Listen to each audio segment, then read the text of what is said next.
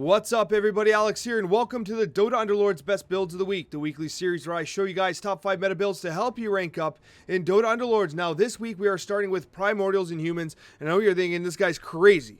This guy's absolutely lost his mind. Yes, but also no, because Primordials and Humans are actually way better than I think people are giving them credit for. You guys have seen me do it on stream. This build is legit. It is a very strong opening.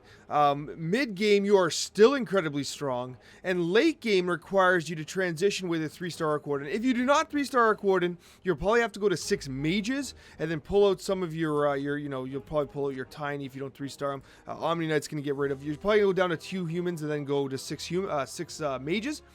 But if you are able to 3-star Arc Warden, go for those 4 humans. Now, you'll notice that I'm running more Primordials than just the 4 required. That is because in this build, right, having an extra Primordial still gets the benefit of dropping another spawn on its death. So why not run them? I still feel like, especially with Bronies being what they are, Bronies are still good. Enigma is a valuable add-in. Now, the nice thing about this build here, and a reminder, when you see 3 stars, that only indicates that those units have 3-star abilities available. It does not necessarily mean that you have to force them at 3 stars. However, what I will say is, bear this in mind. What you're going to do with this strategy is you're going to roll on the 3-4 cusps. So as 3 and 4 turn over in terms of level, you're going to hard roll for your Arc Wardens. But bear in mind, watch this. Tier 1 unit Arc Warden. Tier 1 unit Razor. Tier 1 unit Tiny. Tier 1 unit Crystal Maiden. What you are doing here is you are, spending that gold, but realistically, it is very likely you 3-star 1 or 2 of these units because you're targeting 4 tier 1 units. And that's why you want to roll aggressively before the 3-4 turn. Anyways, a very good build, and what I do recommend on the Arc Warden 3-star, I do recommend Maelstrom if you can. It is absolutely insane, and if you want to clown around and do the Jurassic Park build, you go Horn of the Alpha, and then you can give the Maelstrom to someone like the Lycan over here. And what you're going to get is you are going to get a ton of summons. Man, these things come flying down, and it is truly remarkable to watch, and one of my favorite builds in the current meta. Now, there's a couple ways to play Bronies. If no one's going Bronies, then of course you can just fill the board with Bronies. The other way is that you can kind of use Bronies early on and then start to transition into other units that might be valuable. For instance, what I like to do is I like to open with, for instance, Bristleback and Beastmaster and Juggernaut, and then go into the Witch Doctor and Dazzle so that you can have multiple Bronies and the attack benefit of the trolls. Now, those trolls are very unlikely to get many kills, but the reality is they kind of beef up the opportunity for your Bronies to do DPS. Then what you do is when you add Disruptor, you're also going to add Necrophos, and suddenly you got yourself in a position where you're like, hey, guess what? I've got myself 4 Warlocks. And the nice thing about these Warlocks is, yes, you are going to get some damage and kill potential here with Shadow Fiend, but realistically, what's going to happen here is they are going to sustain your Bronies and make them even more unkillable. So the result here is that you have units in terms of the Necrophos and the other Warlocks and the Trolls that don't really steal kills here. This isn't like a Bloodseeker or a Viper situation where you run Snapfire. This is a situation where you have units that support the opportunity for your Bronies to go absolutely insane. And I usually run Axe in the back here so we can come late to the fight and clean up. You can run them up here if you want. You can run them up there if you want. You can put it on the edge. The problem is you'll die rather quickly. But if you want to have them come in and Culling Blade everyone to end it off, put them in a different position here. Let them come in a little late to the fight. Requires a little bit of experimentation. But overall, this is a phenomenal build, and I really do like it, and I do like the troll variant there. The 2 trolls do add a little bit of attack benefit. Of course, I do like Let's Go Crazy in this build simply because it allows for these extended fights to kind of tip into your favor after Let's Go Crazy falls down, because what you're going to do is you're just going to out-DPS them as well as have basically an insane amount of health. A very good build in the current meta, especially if Bronies are uncontested. It blows my mind that I continue to be in games where not a single person uses Druids. It doesn't make sense. Druids are very reliable. In fact, they're probably the most reliable of all the alliances in the game, but they are being underutilized, and there's a few things you can do to fix that. You can run this build. Basically, what Druids are going to allow you to do, they're really going to allow you to kind of smooth out that early and mid game. But namely, you do want to run Venomancer with the 4 Savages. The reason for this is because Venomancer, especially with the Savage bonus, the Plague Wards will do a lot of damage. Get them, a Scythe of the Vise. Get them a Void Stone. Allow them to generate, lots of Plague Wards. The thing is, yes, of course, you'd like to get them at 3 stars, but this build does require you to level. Okay, hyper rolling for Venomancer is a bad idea. You know, you're not going to chase a 3-star Magnus. It's not worth it. These 2 units, if they're a 2-star, it's a-okay. It's not a big deal.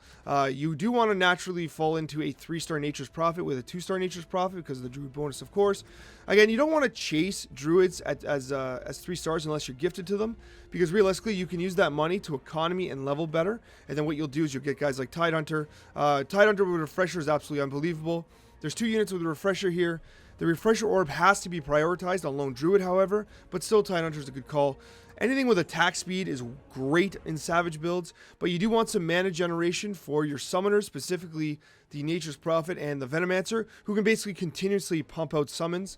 And of course, Bristleback in this build can be replaced with a Tusk, but overall, Bristleback does do a phenomenal amount of work. With regards to the Underlord in this build, I do recommend you go on Essex.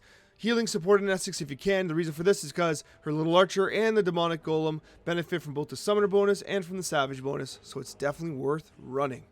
You're probably sick of hearing me say it, but 4 trolls is damn good. And it continues to be one of the meta-defining builds, and every time I see a game where there's no one running 4 trolls, it's easy points.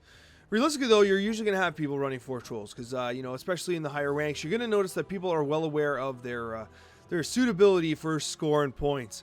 Now, there are a couple considerations you need to keep in mind. Enthrall and Essex is ideal in this build because of the value of the ranged units you got here. I do like running the Fedora on a Witch Doctor simply because, you know, spreading that Brute Love when you're running Lifestealer is so damn good. Lifestealer at 3 stars is hard to achieve, but when you get him, it's an easy win condition. I do like putting him here so that when he approaches beside the Pudge, so Pudge is going to be taking the brunt of the incoming damage. You don't want Lifestealer being focus fired down, so he'll come in after, and then an Essex will drop her little archer there. Perfect. In terms of the trolls, if you can only 2-star them, that is fine. You know, the troll bonus really comes from the fact that you're increasing the attack speed. You want items like well, Basher's good, but Maelstrom is an ideal pick for a troll build, especially for trolls, because it gives the opportunity to proc it very often. But overall, it continues to be a great build. Heartless goes great with trolls because of the amount of auto attack damage it enables. And overall, guys, it's just a build that continues to deliver in this meta. And for the final build of the week, we're talking about Spirits. Spirits continues to be one of the most frustrating builds to play because of the Delta Slam RNG. They can be a little unreliable, but if no one's going Spirits, it is a great opportunity for you to score some points. Now, the new 3-star Storm Spirit is absolutely ridiculous. Getting them into a build is a win condition, very legitimately, and it is achievable. It's achievable because it's a tier 2 unit. The tier 2 odds remain fairly consistent through, you know, level 5 to 7. Which is where you're going to do a lot of re-rolling anyway. It's very achievable to get a 3-star Storm Spirit, especially if no one else is going mages or spirits at all. When you get them, right, you might want to add an additional spirit in there at some point because you're going to lose, obviously, the additional... the 2-star Storm Spirits, you lose them. You do get in an Ember or whoever you might have. You probably won't have Earth Spirit 3 stars, so if you have 2 Earth Spirits, that's fine. I do recommend having Tidehunter. Now, the one thing I will mention is if you are running... I have been running multiple Voids, by the way. If you are running Ember Spirits, the tricky thing about Ember Spirits is they dive in very fast. He has a very fast kind of blink rate to get into the opposing line there. The result of this is that Ember Spirit tends to hold the opposing team in that corner. So what I've been doing is while running Ember Spirit, because he is worth it, with the prevalence of Bronies, his Delta Slam effect creates a burning effect, which is very good against high HP units. I've been running Tidehunter and having Tidehunter closer. Usually we have them baited back like this to try and bait them forward. The problem is the Ember Spirit jumps and blows up right away. So what I've been doing is I've had the Tidehunter a little closer up so that the aggro can be put onto this Tidehunter. Tidehunter steps up, gets a stun, and gives these Ember Spirits an opportunity to Delta Slam. The problem is you're still getting a lot of teams corner comping, so that's a bit of an issue that you need to be aware of. Plus, almost all builds benefit from corner comping, so you're seeing a lot of people just simply sit in the corners, which really hurts Spirits. But overall, if you are facing people that are centrally kind of formed, they're going to get absolutely destroyed by your Delta Slams. But anyways, guys, if you have any questions, let me know in the comments below. I'll be happy to answer them. Thank you guys so much for watching, and a very special thank you to all of my wonderful subscribers. Take care, everyone, and have yourselves a wonderful day.